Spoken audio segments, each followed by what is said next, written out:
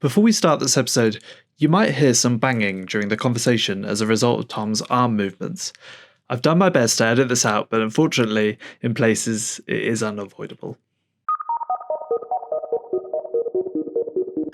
Hello, and welcome back to Inside R&D, the podcast where we explore the cutting edge of research and innovation happening behind the scenes of BBC R&D. In our very first episode, I sat down with Natasha Westland to unpack the big picture questions around AI, the ethical dilemmas and its growing influence on the industry. If you haven't listened to that yet, it might be some helpful context for this conversation, or at least a good follow-up. If they break impartiality rules, or if they just spread misinformation, we can't have that. But we also have to build in guardrails to mitigate some of these risks. Today, I'm joined by Tom Potter, an R&D engineer in BBC R&D's AI research team. Tom gives us a fascinating look under the hood of large language models, how they work, and how the BBC is using them to enhance journalism and accessibility. We also talk about the unique challenges of building AI that aligns with our public service values and how it is quietly transforming the way we create and deliver content. I talked about transcription. Another thing is like translation, to get a load of content that you may not have otherwise been able to read. Transcription for people that may be hard of hearing. Then more people will come to the BBC and have a reason to engage with the BBC and feel like the BBC is for them. So, as you probably know, an LLM is like the core technology behind these chatbots you see online now, which have a kind of intelligence to them. And the core workings of an LLM is basically, it's a like text in, text out system. So it basically takes input of a sequence of text, which if you're using a chatbot would be your prompt that you're typing in, and then it generates word by word or token by token an output to your question or prompt that you're trying to look for.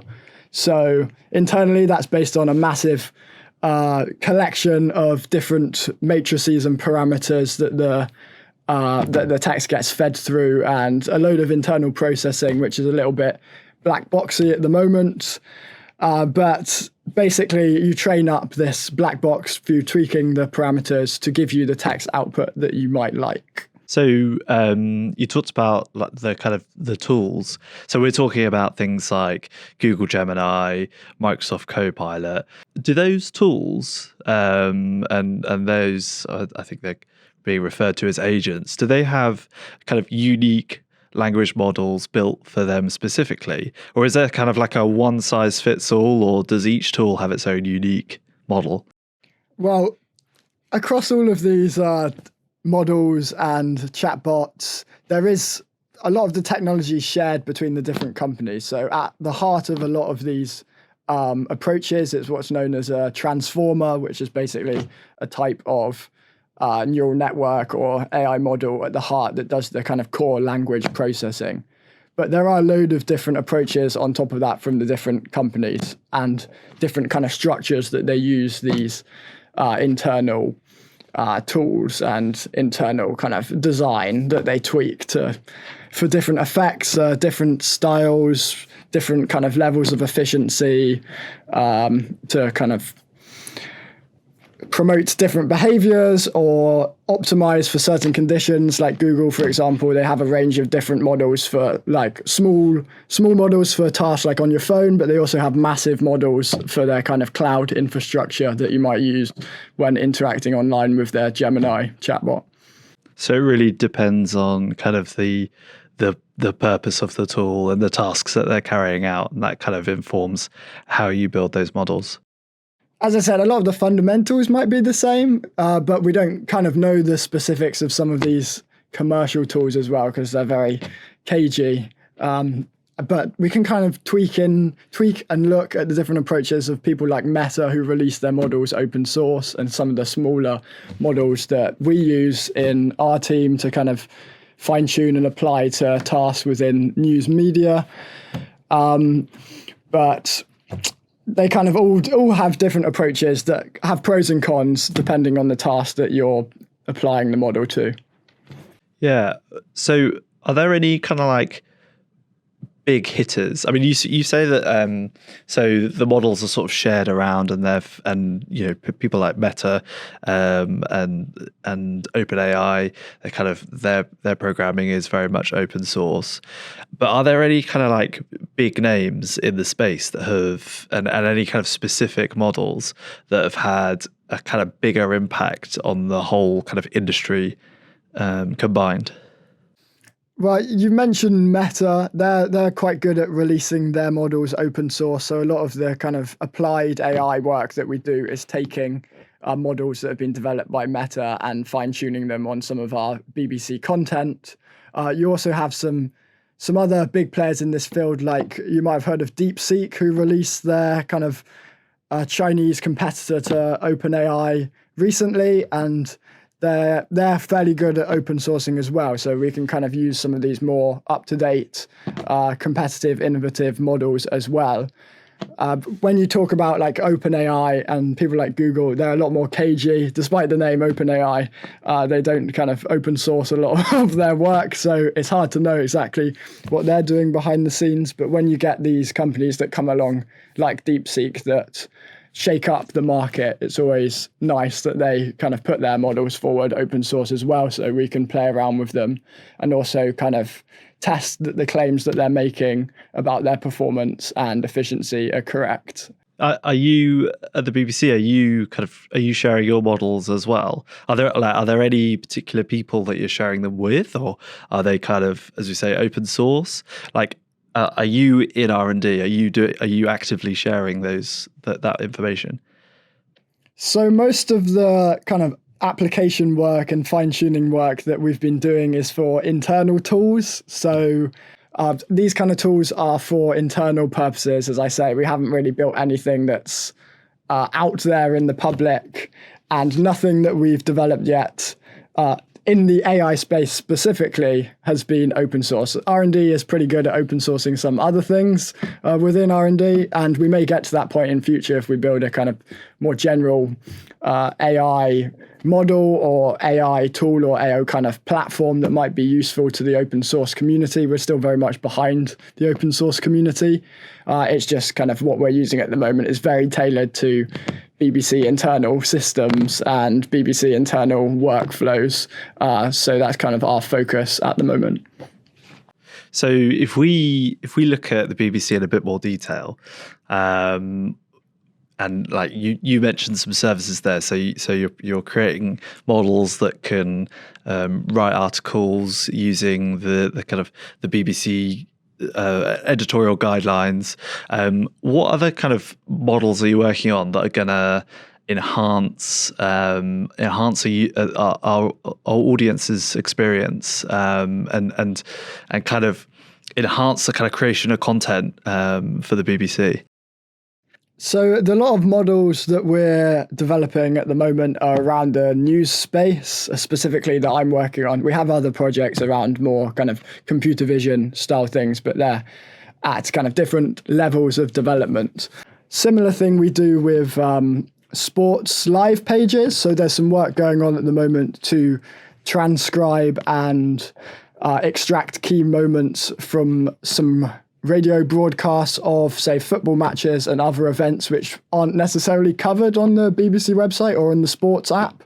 And if we can automate some of the transcription and publishing of these live moments from your big matches that are relevant to local people but not on a kind of whole global or national scale, then more people will come to the BBC and have a reason to engage with the BBC and feel like the BBC is for them instead of being a more kind of national, global level news stories and sports stories. There's also a lot of work going on that could improve things like accessibility.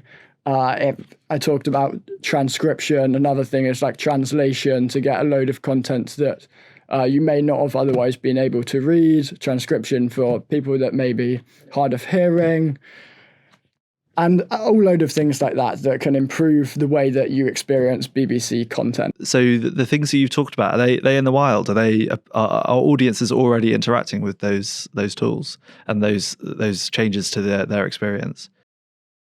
So Not quite yet. With the sports AI page that I kind of talked about, there's ongoing trials with that to get that pushed out. I think they've done some testing, but it isn't released on a wide scale yet. On the transcription side, there's been a lot more success. I know a lot of tests and trials have been done with BBC Sound's podcasts, in fact, to transcribe these and have subtitles on podcasts that may not have had subtitles otherwise. And there's also other things going on in that kind of behind the scenes with things like transcription that are already improving the traditional methods for getting subtitles out there quicker and more plentiful across BBC content. Curious to learn more about the things we're discussing today? Head over to bbc.co.uk/RD to explore the full range of BBC R&D's work, including cutting-edge projects, groundbreaking research reports, and white papers on broadcasting and technology going back nearly a century.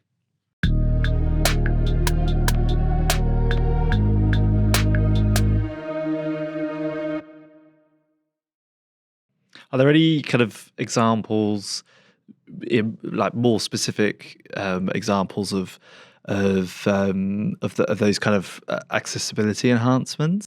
There has been some work done on kind of audio accessibility and things in that side to kind of break up tracks and audio mixes and things to make different parts more accessible, so you can tweak the levels of different parts of a sound. So I don't know, if you have poor hearing in different frequencies, you can adjust that. I don't think any of that work is public yet, but a lot of work has been done in this space to kind of improve these things, and could be very, very beneficial to not only the BBC and the BBC audiences, but also the wider industry to adopt some of these technologies that puts accessibility more at the heart of content versus the kind of the status quo that we have at the moment. Yeah, I mean, it could be huge, couldn't it? I mean, you're unlocking a whole new kind of potential of audiences. Yeah, so that's really good. So another one of the things that I know people are talking about a lot, and it's definitely in the spotlight when we talk about AI, is the kind of the associated risks around that. So things like bias risk, we touched on a bit with Natasha, things like people's personal data and stuff being used to program these models and stuff. So I'd like to talk a little bit about that as well. But I think, why don't we start by just kind of going through what are your kind of biggest challenges that you face with training these models, maybe from a personal point of view as an engineer, but also kind of with your BBC hat on, with the kind of, responsibly developing the tech? So on the challenges side, there's kind of two types of challenge I think we kind of experience as engineers, really. There's the practical engineering challenges, which we obviously deal with on a day-to-day basis, like the kind of hardware constraints that we have compared to some of these bigger AI labs like OpenAI that has billions of dollars of investment.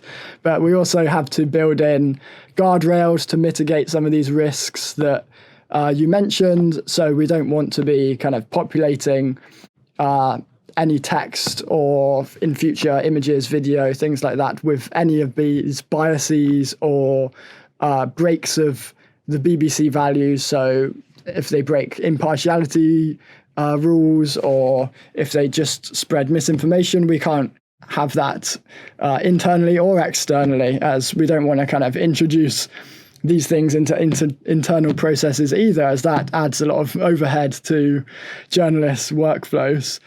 There's also the issues on the more kind of philosophical side, as we at the BBC and R&D have slightly different priorities to the big players, like that are more commercially minded. So we kind of do more public service AI research that may not be tackled by your your bigger companies. So we have slightly different priorities, like what I mentioned about bias, factual inconsistencies. We have a kind of higher tolerance for hallucinations, I would say, where a model might return factually incorrect information. We are kind of held to a higher standard for factuality versus some of these chatbots that are out at the moment.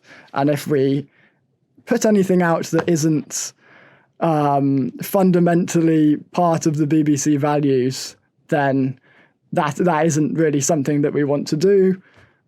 So we kind of come up against these barriers that other organizations might want to face. And kind of on that line, it's also tricky to define what good means to us in this space, because it's easy to look at these engineering challenges from a very quantitative perspective. So yeah, you have all of these metrics that you might use to train AI models, and we might be saying, oh, it's getting X% more accurate.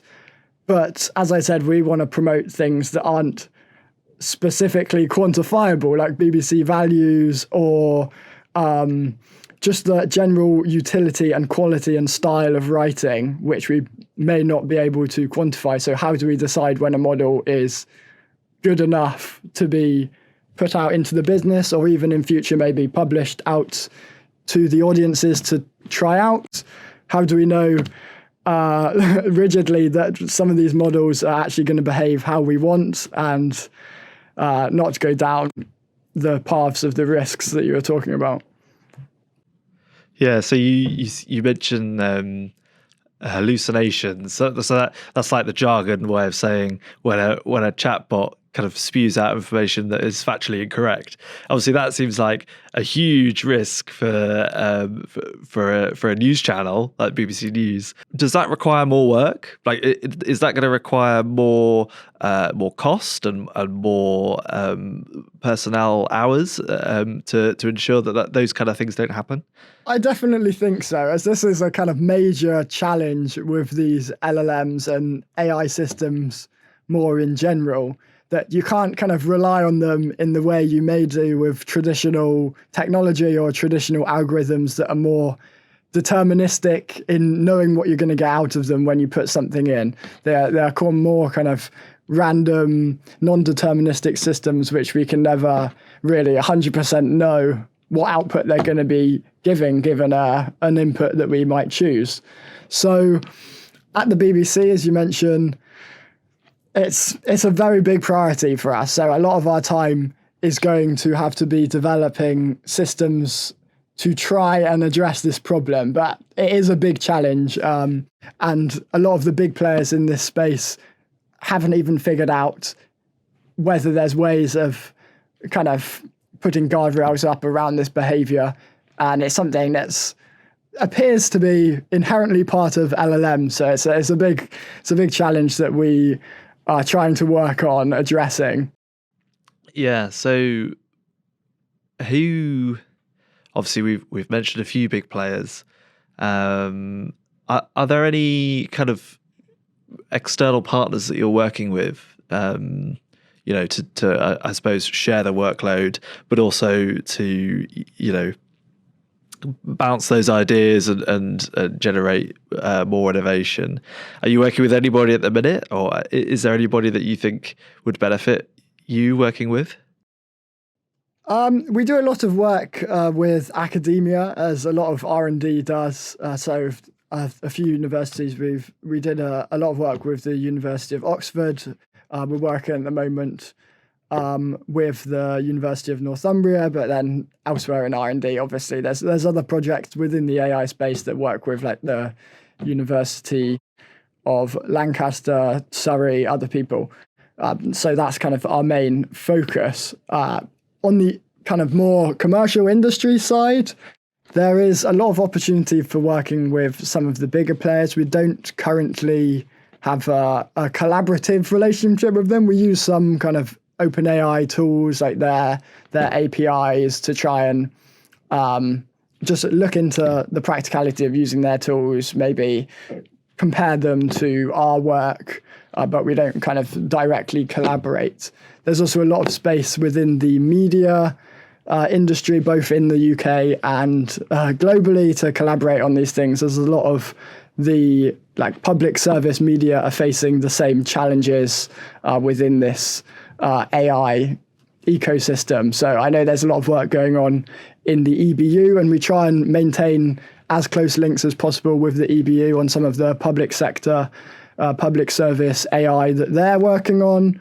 And there's also little bits of collaboration with other UK-based media organizations. But it's definitely a space that we need to step up, and the whole kind of collaboration within this industry needs to step up, I think, to work together and come up with ideas that could benefit the whole country and the whole globe, really, on some of these more public service challenges like the bias and associated risks we were talking about earlier. Yeah, what do you think then the perfect balance of that responsibility and producing good, which we may not be able to define right now, but what do you think the perfect balance between that is and innovation? Because sometimes, innovation is held back when there's certain restraints, but what would you say, what would you, in your opinion, what do you think the perfect balance of that is? It's a tricky question, and you're right. This is something that we do come up against, that if you're focusing a lot on the kind of safety and constraining these things with guardrails, then that may step in the way of innovation, as you say, and kind of driving forward.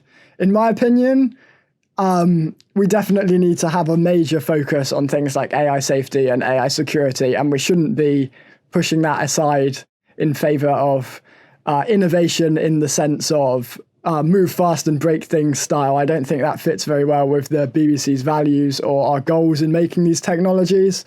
So it's definitely something that we should work closely on and should be a major part of our work going forward, I think. So I ended this conversation with Natasha by asking the same question I'm going to ask you now. What do you think the future of AI is? Wow, what a big question. So I think there is a lot of space in AI outside of what we're currently doing and outside of kind of what the general ecosystem around this is. So there's a strong focus at the moment around chatbots. I personally do not think that chatbots are the be-all and end-all of interacting with your devices or interacting with technology. I think there's a lot more creative ways that could be opened up through AI because of this kind of flexibility that AI introduces to be able to interact with technology in different ways.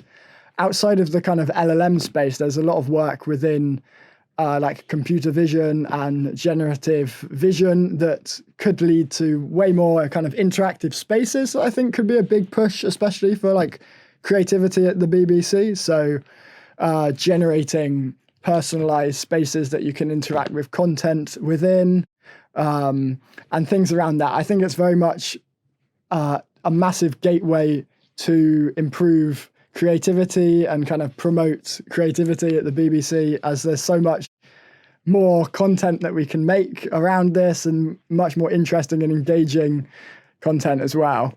Brilliant. Well, this tech is forever changing, and there is something new, feels like, every week it's happening. So I'm sure you'll come on again to talk a little bit more about whatever it is you're developing and working on. But thanks for joining today and talking us through that. That's really good, really informative stuff. So thanks, Tom.